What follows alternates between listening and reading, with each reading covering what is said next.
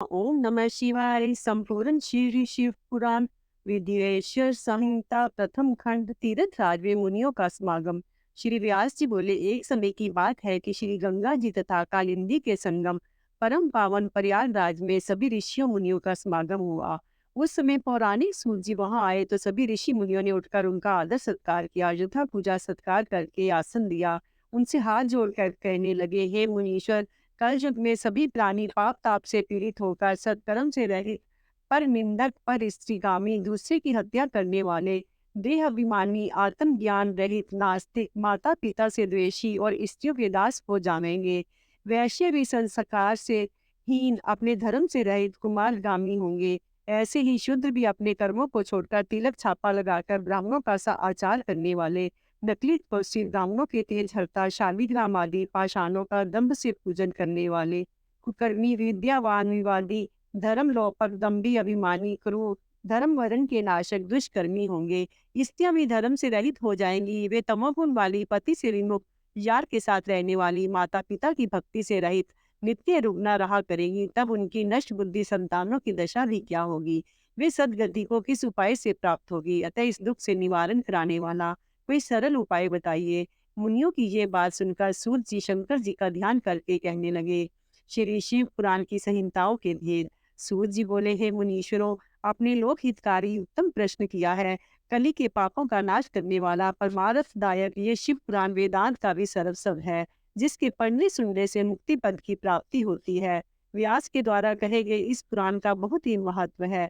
व्यास जी का कथन है कि इस शिव पुराण का एक या आधा श्लोक भी कोई पढ़ेगा तो पाप से छूट जाएगा, सावधानी से पूरा पाठ करेगा तो जीवन मुक्त हो जाएगा। इसके अनुसार आचरण करने वाला तो एक एक अश्वमेध यज्ञ का फल प्राप्त करता है। शिवजी ने इस सुधा को स्वयं उपनिषद रूपी समुद्र से मंथन करके निकाला है। अतः जो कोई इसका पान करेगा वह अमर हो जाएगा। इसमें धर्म, अर्थ, काम और मोक्ष चारों पदार्थों का विवेचन है, उनकी प्राप्ति के उपाय हैं तथा शिवजी की लीला और सभी ज्ञान विज्ञान है। शिवजी ने इसे पहले 1 लाख श्लोकों का बनाया था। विद्वेषक संहिता, रुद्र संहिता, विनायक संहिता तथा उमा संहिता, मातृ संहिता, एकादश रुद्र संहिता, कैलाश संहिता, शतरुद्र, कोटि रुद्र, सहस कोटि रुद्र, मानवीय संहिता, धर्म संहिता की थी। परंतु अब कलयुग की जीवों के उद्धार हेतु शिव जी ने 24,000 श्लोकों का ही कर दिया है। अब इसमें विद्वेश्वर संहिता, रुद्र संहिता, शतरुद्र संहिता, कोटि रुद्र संहिता, श्री उमा सहित श्री कैलाश संहिता, वायतीय संहिताएं हैं। जो सब संहिता में शिव पुराण का पाठ करता है वह जीवन मुक्त हो जाता है। ये सब पुराणों में श्रेष्ठ तथा जीवों का कल्याण कारक है। ब्रह्मा जी का उपदेश। सूत जी बोले, हे ऋषियों, पूर्व काल में जब कल्पों का नाश हो गया, उसमें बाद में पुण्य इस कल्प का प्रादुर्भाव हुआ। तब 6 कुलीन मुनियों ने सृष्टि के आरंभ होने पर विचार किया कि सब सबसे परे हैं या नहीं। इसके निर्णय के लिए ये लोग ब्रह्मा जी के पास गए। ब्रह्मा जी ने कहा कि जो सबसे पहले उत्पन्न हुआ है उसमें मन वाणी की कोई गति नहीं है, तथा जो ब्रह्मा, इंद्र, रुद्र आदि महाभूतों और इंद्रियों की उत्पत्ति एवं सारी जगत की उत्पत्ति करने वाला है, वही सबसे परे है। ऐसे सर्वज्ञ जी जगदीश्वर महादेव जी हैं, जो भक्ति के द्वारा दर्शन देते हैं। रुद्र आदि देव भी उनके दर्शनों की अभिलाषा करते हैं। उनके प्रसाद से, भक्ति से ही उनके प्रसाद की प्राप्ति होती है। जिस प्रकार बीज से अंकुर और अंकुर से बीज की उत्पत्ति होती है। अतः आप लोग महादेव जी की प्रसन्नता के लिए एक दिव्य यज्ञ का स्तर बनाइए, जिसमें शिव जी की कृपा से आपको साध्य और साधन का ज्ञान होगा। मुनियों ने पूछा, हे भगवान, ये साध्य और साधन क्या है? ब्रह्मा जी ने कहा कि साध्य शिव पद है और साधन उनकी सेवा करना है। वेद विधि से उनकी आराधना करने पर उनकी प्राप्ति होती है। जो जैसा करता है उसे वैसा ही फल मिलता है। कान से सुनना, वचन से कहना तथा मन से मनन करना भी एक महान साधन है, क्योंकि वे महेश्वर सर्वथा ही सुनने, कीर्तन करने तथा मनन करने योग्य है। अतः साध्य तक पहुंचने के लिए साधन पर जुट जाना चाहिए। गुरु के द्वारा शिव योग को प्राप्त करें। पहले कुछ क्लेश अवश्य आ सकता है, परंतु बाद में परमानंद की प्राप्ति होती है। सनत कुमार व्यास संवाद। मुनियों ने पूछा कि ब्रह्मा जी, श्रवण, मनन और कीर्तन क्या है, कैसे किए जाते हैं? ब्रह्मा जी ने कहा, ईश्वर के रूप, गुण, नाम तथा उनकी लीलाओं से अपनी पूजा और जप द्वारा रुचि पैदा करना तथा निरंतर युक्तियों सहित अपने मन को उसके सम्मुख करना मनन कहलाता है। पार ब्रह्म महादेव जी अथवा शंभु भगवान के नामों का बराबर उच्चारण करना या जाप करना ही कीर्तन है तथा दृढ़ता से भगवत संबंधी शब्दों का कानों से श्रवण करना ही श्रवण है। सत्संग में बैठकर महादेव जी की कृपा से श्रवण और कीर्तन करके तब उसका मनन करे, ये सर्वोत्तम मनन है। इससे आत्मा पवित्र होती है। सूत जी बोले, हे मुनियों, मैं इस साधन के बारे में एक प्राचीन इतिहास सुनाता हूँ, सो सुनो। एक समय सरस्वती के तट पर मेरे गुरुदेव भगवान व्यास जी तप कर रहे थे। तभी वहां सनत कुमार जी ने उनसे आकर पूछा, हे भगवान, शिव जी तो प्रत्यक्ष ही सहायक हैं, फिर आप ऐसा तप क्यों कर रहे हैं? व्यास ने उत्तर में कहा कि मैं मुक्ति के लिए तप कर रहा हूँ। तब सनत कुमार जी बोले, हे व्यास जी, ऐसा ही भ्रम मुझे भी हुआ था। इसी प्रकार मैंने भी मुक्ति के लिए मद्राचल पर तप किया था। तब शिव जी की आज्ञा से नंदीश्वर ने मुझे बताया कि शिव जी के कीर्तन, श्रवण तथा मनन द्वारा ही मुक्ति मिल जाती है। तब मेरा भ्रम दूर होगा। अतः व्यास जी, आप भी ऐसा ही करें। ऐसा बताकर सनत कुमार जी चले गए। इस पर ऋषि ने पूछा कि जो श्रवण कीर्तन मनन नहीं करता, वह बिना यत्न के कैसे मुक्त हो सकता है? कृपा करके ये हमें बताइए। बोलो शिव शंकर भगवान की जय।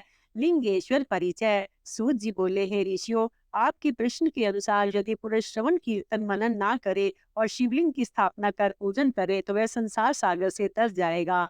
मैंने श्री गुरुमुख से सुना है कि शिव जी ब्रह्म स्वरूप, निष्फल, कला रहित तथा काल सहित हैं। इस निष्फल में निराकार लिंग की प्रधानता है। वह सभी कलाओं से युक्त है और साकार निराकार से ही शिव जी ब्रह्म संज्ञक भी है। अतः लोग शिव के साकार तथा निराकार दोनों रूपों को पूजते हैं। प्राचीन समय में ब्रह्मा विष्णु के विवाद में उन्होंने शिवलिंग में प्रकट हो दर्शन दिया था। तभी से शिव का निष्फल लिंग जगत में पूज्य हो गया। इससे कल्याण, भोग और मोक्ष की प्राप्ति होती है। ब्रह्मा और विष्णु का विवाद। नंदीकेश्वर बोले, पुरुष समय में भगवान विष्णु अपने पार्षदों के साथ लक्ष्मी जी से शेष शैया पर शयन कर रहे थे। तब ब्रह्मा जी वहां स्वयं ही जा पहुंची और विष्णु को पुत्र संबोधन करके पूछा, हे पुत्र, तू कौन है? उठ, तू मुझे देख, मैं तेरा ईश्वर यहाँ आया हूँ।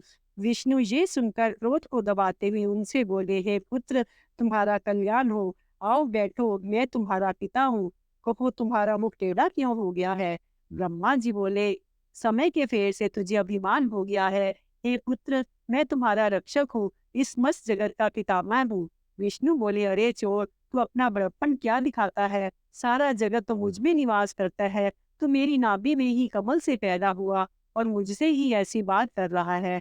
इस प्रकार उन दोनों में विवाद बढ़ गया। वे दोनों अपने को प्रभु कहते कहते आपस में युद्ध करने लगे। उनके वाहन भी आपस में लड़ने लगे। दोनों के प्रहार से देवता लोग व्याकुल होकर कांपने लगे कि जब आप दोनों ही अराजकता उत्पन्न करते हैं तो ये सारी सृष्टि शिव जी की है, जिन शूल मणि के बिना एक तिनका भी इधर उधर नहीं हो सकता। अतः हम लोग शिव जी के पास जाते हैं। ऐसा कहकर वे सभी वहां पहुंचे जहां महादेव जी पार्वती जी के साथ सभा में मणि में सिंहासन पर विराजमान थे। देवों को आया देख प्रणाम करते देखकर शिव जी ने पास बुलाया और उनसे कहने लगे, बोलो शिव शंकर भगवान की जय। शिव निर्णय। श्री महादेव जी बोले, हे देवताओं, मैंने सुना है कि ब्रह्मा और विष्णु का घोर युद्ध हो रहा है। इससे तुम लोग महान दुख में हो, तुम घबराओ नहीं। तब शिव जी अपने 100 गणों के साथ वहां पहुंचे। प्रथम तो वे बादलों में छिपकर उनका भीषण युद्ध देखने लगे। वे परस्पर एक दूसरे के वध की इच्छा से महेश्वर तथा पशुपात अस्त्रों का प्रयोग कर रहे थे, जिनके प्रयोग करने पर त्रैलोक्य भस्म हो जाता है। इस परले के वातावरण को देख निष्फल शिव दोनों के बीच में जाकर एक तेजोमय अग्नि के समान चमकते हुए लिंग के रूप में प्रकट हुए। फिर तो उस महातेज वाले स्तंभ को देखकर दोनों विस्मय में पड़ गए। अस्त्र शस्त्र सभी शांत पड़ गए। दोनों बोले, ये इंद्रियातीत अग्नि स्वरूप स्तंभ क्या है? हमें इसका पता लगाना चाहिए। ये सोचकर दोनों वीर शीघ्रता से चल पड़े। विष्णु जी शुक्र का रूप धारण करके पाताल में बहुत दूर तक गए। तो ब्रह्मा जी हंस का रूप बनाकर ऊपर आकाश में गए, परंतु दोनों को उस प्रकाश में लिंग स्वरूप का छोर नहीं मिला। आकाश में एक केतकी का फूल ब्रह्मा जी ने देखा और उसे तोड़ कर ले आए। उन्हें ये निश्चय हो गया कि मैंने स्तंभ का छोर पा लिया है। वे केतकी के फूल को लेकर विष्णु के पास लौट आए। विष्णु भगवान ने उनके पैर पकड़ लिए। ब्रह्मा के इस छल को जानकर शिव जी उसी क्षण प्रकट हुए। विष्णु भगवान ने उनके चरण पकड़कर प्रणाम किया। विष्णु की इस महानता से भगवान शिव बहुत ही प्रसन्न हुए। उन्होंने प्रसन्न होकर उनकी सत्यवादिता की प्रशंसा की और अपनी समता प्रदान की। बोलो शिव शंकर भगवान की जय। ब्रह्मा का अभिमान भंग। श्री नंदीकेश्वर बोले कि इसके बाद महादेव जी ने अपने भुवों के मध्य से भैरव को प्रकट किया। उसने सामने खड़े होकर भगवान से आज्ञा मांगी कि मैं क्या सेवा करूं। शिवजी ने ब्रह्मा पर क्रोध करते हुए उससे कहा कि तुम लपलपाती तलवार से ब्रह्मा की पूजा करो। शिव की आज्ञा पाते ही भैरव ने ब्रह्मा के केशों को पकड़ लिया। ब्रह्मा थर थर कांपने लगा। भैरव ने शीघ्र ही झूठ बोलने वाला पांचवा सिर काट डाला और शिरों को काटने के लिए जैसे ही भैरव तैयार हुए तैसे ही ब्रह्मा जी उनके चरणों में गिर पड़े। इसके बाद विष्णु भगवान ने आंखों में आंसू भरकर भगवान शिव के चरणों में गिरकर ब्रह्मा के लिए क्षमा मांगी। विष्णु जी ने कहा, हे प्रभु, प्रारंभ में आपने कृपा करके ब्रह्मा जी को 5 सिर प्रदान किए थे, अब 1 सिर तो कट गया। हे प्रभु, अब आप प्रसन्न हो जाओ। भैरव ब्रह्मा को छोड़कर कहने लगे, हे ब्रह्मा, तुमने अपनी प्रतिष्ठा और ईश्वरत्व के लिए छल किया है, अतः तुम सत्कार, स्थान और उत्सव से विहीन किए जाते हो। ब्रह्मा जी शिव जी से वरद और स्वामी कहकर अपना 5वां मुख मांगने लगे, परंतु शिव ने कहा कि अराजकता के देह से मैं विश्व की स्थिति बिगड़ने नहीं दूंगा। हे पुत्र, जो अपराधी है उन्हें तुम दंड प्रदान करो। तुम गणों के अधिपति होकर रहो, लोक मर्यादा का पालन करो। इसके बाद शिव ने केतकी के फूल से कहा, तू भी मिथ्याभाषी है, अतः तू भी मेरी पूजा के योग्य नहीं है। शिव गुरु ने उसे दूर भगा दिया। वह शिव से विनय पूर्वक बोली, हे नाथ, मुझे कुछ तो सफल कीजिए, मेरा पाप क्षमा कीजिए। हे प्रभु, आपकी कृपा से क्या दुर्लभ है। शिव जी बोले कि मेरा वचन मिथ्या कभी नहीं हो सकता। मैं तो तुझे स्वीकार नहीं करूंगा, परंतु मेरे भक्त तुझे स्वीकार कर लेंगे। इस प्रकार तेरा जन्म सफल हो जाएगा। मेरे मंडप की रचना में शिरमोर तू ही रहेगी। इस प्रकार ईश्वर ब्रह्म केतकी की और विष्णु पर कृपा करके देवों के पास आए। देवों ने शिव का पूजन कर स्तुति की। पुण्य शिव जी अपनी सभा में जा बैठे। श्री नंदीकेश्वर बोले, ब्रह्मा विष्णु हाथ जोड़ शिव जी के अगल बगल खड़े हो स्तुति करने लगे। इससे शिव प्रसन्न होकर उनसे बोले, हे वत्स, तुमने आज महान दिन में मेरी पूजा की है, इससे मैं बड़ा संतुष्ट हूँ। आज से इस दिन का नाम शिवरात्रि होगा। ये बड़ा पवित्र दिन है। पवित्र तिथि इस शिवरात्रि के दिन जो मेरे लिंगेश्वर की पूजा करेंगे वे मुक्त हो सकते हैं। जो प्रपंच रहित इसी एक दिन भी मेरा पूजा करेगा, वे 1 वर्ष की निरंतर पूजा का फल पावेगा। मेरा लिंग रूप जो स्तंभ प्रकट हुआ था, वे आर्द्रा नक्षत्र है। जो अगन से आर्द्रा नक्षत्र में उमा सहित मेरी पूजा मेरे रूप लिंग या बेल लिंग में करेगा अथवा दर्शन ही करेगा, वह मुझे कार्तिकेय के समान परम प्रिय होगा। शिवरात्रि में दर्शनों का ही महान फल है। पूजन का फल तो वाणी से कहा भी नहीं जा सकता। तुम दोनों की युद्ध भूमि में जहाँ मेरा लिंग प्रकट हुआ है, वे अरुणाचल के नाम से प्रसिद्ध होगा। जहाँ पर शरीर छोड़ने वालों की मुक्ति अवश्य हो जाएगी। जो मुझ परमेश्वर की लिंगेश्वर रूप में पूजा करेंगे, उन्हें चारों प्रकार की मुक्ति प्राप्त होगी। ब्रह्मा विष्णु को शिव उपदेश। ये सुनकर ब्रह्मा और विष्णु जी बोले, हे प्रभु, हमें स्वर्ग आदि के 5 कृत्य का लक्षण सुनाओ। शिव जी बोले, यद्यपि मेरे सभी कार्य ज्ञान गुहा है, तथापि मैं तुम्हें सुनाता हूँ। हे पुत्रो, सृष्टि, स्थिति, संहार, तिरोभाव और अनुग्रह, ये मेरे 5 प्रकार के कर्म जगत में नित्य सिद्ध हैं। इनमें संसार के प्रारंभ करने का सर्ग कहा गया है, उसको स्थिर रखने की स्थिति, नष्ट करने को संहार कहा है, इधर उधर बढ़ने को तिरोभाव तथा संसार से मुक्ति का नाम अनुग्रह है। ये मेरा पंचकृत्य है। इस पंचकृत्य को चलाने के लिए ही मेरे पास 5 मुख हैं। चारों दिशाओं में 4 मुख तथा मध्य में 5वां है, जिसे विद्वान ही जानते हैं। 5वें कृत्य अनुग्रह को कोई भी नहीं पा सका। तुम भी अपने उस कर्म को भूल बैठे। तुम में मूर्ता आ गई थी। अब तुम चाहते हो तो मेरा ओंकार नाम का मंत्र जपो, जिससे तुम्हें अभिमान नहीं रहेगा। तब शिव जी ने ब्रह्मा विष्णु को उत्तर की ओर मुख करके इसका उपदेश किया तथा ब्रह्मा विष्णु दोनों ने नमस्कार करके स्तुति की। हे सर्वेश, आपको नमस्कार है।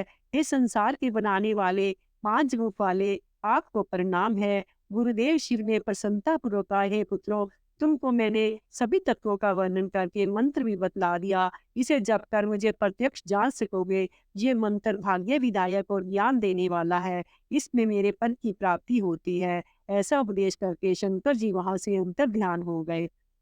बोलो शिव शंकर भगवान की जय, मैया पार्वती की जय। शिवलिंग स्थापना विधि। सूत जी बोले, हे ऋषियों, गंगा आदि पवित्र नदियों के तट पर अथवा जैसी जहाँ इच्छा हो वैसे ही लिंग स्थापन करना चाहिए। उनका पूजन नित्य होता रहे, ऐसा सोच लेना चाहिए। पृथ्वी संबंधी द्रव्य जल से निर्मित अर्थात धातु आदि से बने शिवलिंग की स्थापना इच्छा अनुसार करे।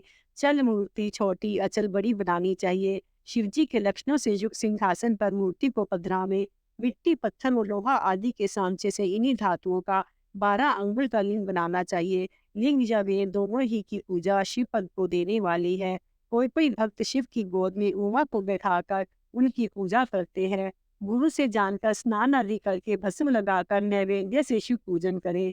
पंचाक्षर मंत्र के जप में प्रणव लगाना चाहिए। फल प्राप्ति के लिए गुरु से दीक्षा अवश्य ले ले।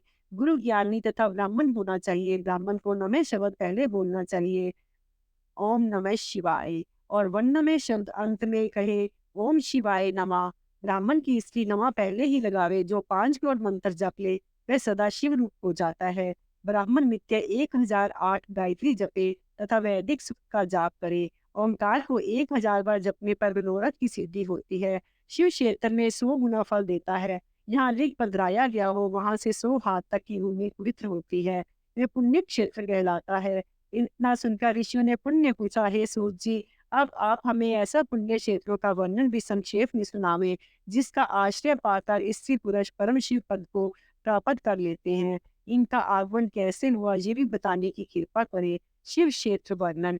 गंगा आदि नदियों के तट पर अनेक तीर्थ हैं। सरस्वती नदी भी बड़ी पवित्र है। इसके तट पर निवास करने वाला ब्रह्म पद को पाता है। हिमालय से निकलने वाली गंगा जी सोमुख वाली है तथा पतित पावनी है। उसके तट पर वास पुण्यदायक है। काशी आदि अनेक पुण्य क्षेत्र हैं, वहां निवास करना चाहिए। सोनभद्र के तट पर स्नान व्रत आदि करने पर विदेश पदवी को पाता है। 24 मुख वाली नर्मदा के तट पर वास करने वाला वैष्णव पद प्राप्त कर लेता है। तमसा, रेवा और गोदावरी के तट पर वास करने वाला ब्रह्म हत्या आदि से छुटकारा पा लेता है। इसके अलावा कृष्ण वैनी विष्णु लोकदायिनी तथा तुंगभद्रा ब्रह्म लोकदायिनी है। ये ब्रह्मलोक से गिरे हुए लोगों को अपने तट पर जन्म देती है। सरस्वती, पंपा, कन्या, श्वेत, कावेरी आदि भी सभी पुण्य प्रदान करने वाली है। ये भी क्षेत्र शिवलोक देने वाले तथा अभीष्ट फल देने वाले हैं। इसमें स्नान, ध्यान, जप तप करने से महान पुण्य की प्राप्ति होती है। सदाचार विवेचन। ऋषि बोले, हे सूत जी, अब हमें स्वर्ग और नरक को भेजने वाले धर्म अधर्म का विवेचन करके सुनाइए। साथ ही उस सदाचार को भी कहिए जिससे धर्म अधर्म को जीता जा सके। सूत जी बोले, हे ऋषियों, सभी वर्णों के लोगों को चाहिए कि वे सूर्योदय से पूर्व उठकर अपने इष्ट देव का ध्यान करें। पूर्व की ओर मुख करके बैठने पर उत्तम फल मिलता है। फिर उषा काल में शौचाचार से निवृत्त होवे, दातुन करे, यथा स्नान करे। कंठ तक या कमर तक जल में खड़े होकर स्नान करना चाहिए। घुटने तक के जल में मंत्र से स्नान करे।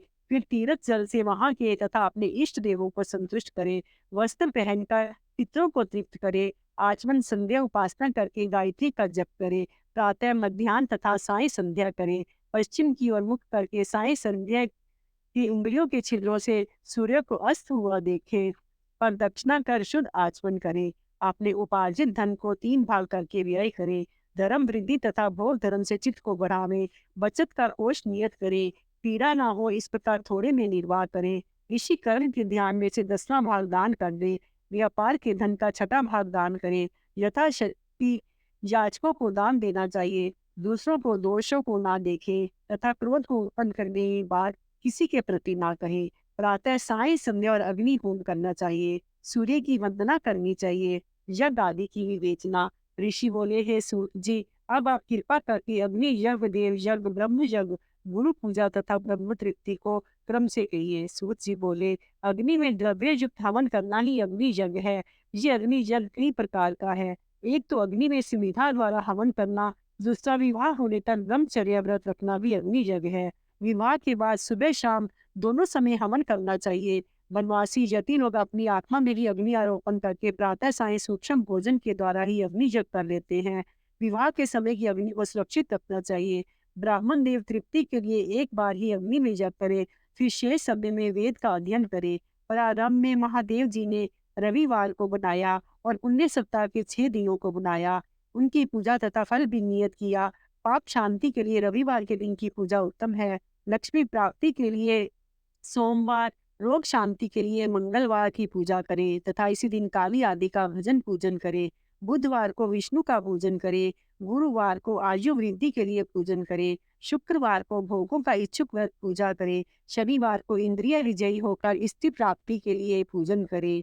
स्थान काल निरूपण। ऋषि बोले, हे सर्वज्ञ सूत जी, अब आप पूजा के योग्य स्थान व काल का निरूपण कीजिए। सूत जी बोले, देव आदि जग में शुद्ध ग्रह बराबर फल देने वाला होता है। उससे 10 गुना गौओं को बांधने वाली जगह, उससे 10 गुना जल का किनारा, उससे 10 गुना बेल का वृक्ष, पीपल की जड़, गंगा, गोदावरी, कावेरी कहा गई है। उनके तट पर परम उत्तम होता है। उससे 10 गुना पर्वत की चोटी पर होता है। सबसे श्रेष्ठ तो वह जगह है जहाँ मन रमे। शुद्ध हृदय से किया हुआ कर्म सर्वर्थ और सब काल में पुण्य देने वाला होता है। संक्रांति और ग्रहण में तो 10 गुना फल और बढ़ जाता है। तपोनिष्ठ योगी यति की पूजा करनी चाहिए। ब्राह्मण तो पूजा का पात्र है। यदि वेद पाठी गायत्री जपने वाला मिले तो उसे दान देने पर वैकुंठ की प्राप्ति होती है। शिव भक्त परायण ब्राह्मणों को दान देने पर कैलाश की प्राप्ति होती है। नर नारायण नर नारी आदि जीव कोई भी भूखा ही वही अन्न दान का पात्र है। इच्छा वाले को देना अभीष्ट फल को देता है। जैसा भी हो, थोड़ा बहुत देव अर्पण किया हुआ दान अनंत भोग को प्रदान करता है। मनुष्यों को तप और दान ये दोनों भी हमेशा करने चाहिए। देवताओं की तृप्ति से सभी भोग मिलते हैं। ईश्वर अर्पण बुद्धि से दान करने पर मोक्ष की प्राप्ति होती है। बोलो शिव शंकर भगवान की जय। मैया पार्वती की जय। पार्थिव पूजन। सूत जी बोले, हे महर्षियों, मिट्टी की बनाई प्रतिमा के पूजन से स्त्री पुरुष सभी के मनोरथ पूर्ण होते हैं। इसके लिए नदी, तालाब, कुओं, जलाशय के भीतर की मिट्टी लाकर सुगंधित दवा का चूर्ण मिलाकर श्रेष्ठ मंडप में बैठकर दूध डालकर अपने हाथ से सुंदर प्रतिमा बनाकर पूजन करें। गणेश, सूर्य, विष्णु, पार्वती, शिव जी की मूर्ति का आदर से पूजन करें। जो षोडशोपचार से शिव जी का पार्थिव पूजन करता है उसके सभी मनोरथ पूर्ण होते हैं। किसी के द्वारा स्थापित शिवलिंग पर 3 सेर नैवेद्य चढ़ाए और स्वयं प्रकट लिंग पर 5 सेर नैवेद्य चढ़ाए। ऐसा पूजन करने वाला ब्राह्मण सत्यलोक को जाता है। 12 अंगुल चौड़ा तथा 25 अंगुल लंबा लिंग का प्रमाण है। उनके अभिषेक से आत्म बुद्धि गंध से पुण्य की प्राप्ति, नैवेद्य से आयु और तृप्ति होती है। धूप देने से धन की प्राप्ति होती है। दीप से ज्ञान और तांबूल से भोगों की प्राप्ति होती है। अतः स्नान आदि 6 प्रकार से यत्न पूर्वक पूजन करना चाहिए। नमस्कार और जब दोनों सभी अभिष्ट सिद्धिदायक हैं। अतः पूजा के अंत में ये अवश्य करें, क्योंकि इनसे भोग और मोक्ष दोनों की प्राप्ति होती है। मानसिक पूजन में भी इसे अवश्य करें। बोलो शिव शंकर भगवान की जय। प्रणव पंचाक्षरों का महात्म। प्रकृति से उत्पन्न हुआ संसार तो नौ का स्वरूप है, इसलिए विद्वान पंडित इसे प्रणव कहते हैं। प्र पंच नव नहीं और व तुम में अर्थात तुमसे प्रपंच नहीं है, यही प्रणव का अर्थ है। जो जपने वाले को मोक्ष प्रदायक है। ये प्रणव माया से रहित सर्वदा नवीन है। ये सूक्ष्म स्थूल 2 प्रकार का है। इसे एकांत में जपने से भोग की प्राप्ति होती है। जो 36 करोड़ जप लेता है उसे योगी कहते हैं। ये अकार, उकार तथा मकार, विंद और नाद के सहित शब्द काल कला से युक्त है, अर्थात असम इन 3 दीर्घ अक्षरों और मात्राओं से युक्त प्रणव होता है। ये योगियों के हृदय में निवास करता है। यही शिव शक्ति की एकता और तत्व स्वरूप है। ये सभी पापों का नाश करने वाला है। प्रकृति के इच्छुकों को दीर्घ जप द्वारा मोक्ष प्रदान करता है। वेद मंत्रों के आदि में तथा दोनों समय संध्या के समय ओम का प्रयोग करना चाहिए। 9 करोड़ जप करने पर पुरुष शुद्ध हो जाता है। पंचभूतों के निमित्त भी प्रत्येक के लिए 9 करोड़ जप करना चाहिए। जितेंद्रिय पुरुष 5 करें। जप करने पर शिवलोक को जाता है। वह नंदिकेश्वर ब्रह्म बाहर स्थित रहकर पंचाक्षर मंत्र का जप करते हैं। महात्माओं का ऐसा कथन है कि शिवलोक की जानकारी शिव कृपा के बिना नहीं होती है। जो ब्राह्मण गुरु से पंचाक्षर प्राप्त कर 5 लाख जप करता है उसकी आयु बढ़ती है। स्त्री तर्फ से छूटकर क्षत्रिय, क्षत्रिय तर्फ से छूटकर ब्राह्मण हो जाते हैं। वैश्य क्षत्रिय हो जाते हैं। शूद्र केवल 25,000 जप से ही शुद्ध हो जाता है। ये मंत्र शिव स्वरूप है। जो इसे धारण कर लेता है वह शिव स्वरूप हो जाता है। शिव शक्ति की पूजा विद्वानों को आनंद प्रदायक है। इस अध्याय के पढ़ने से शिव की अद्भुत कृपा होती है तथा सिद्धि प्राप्त होती है।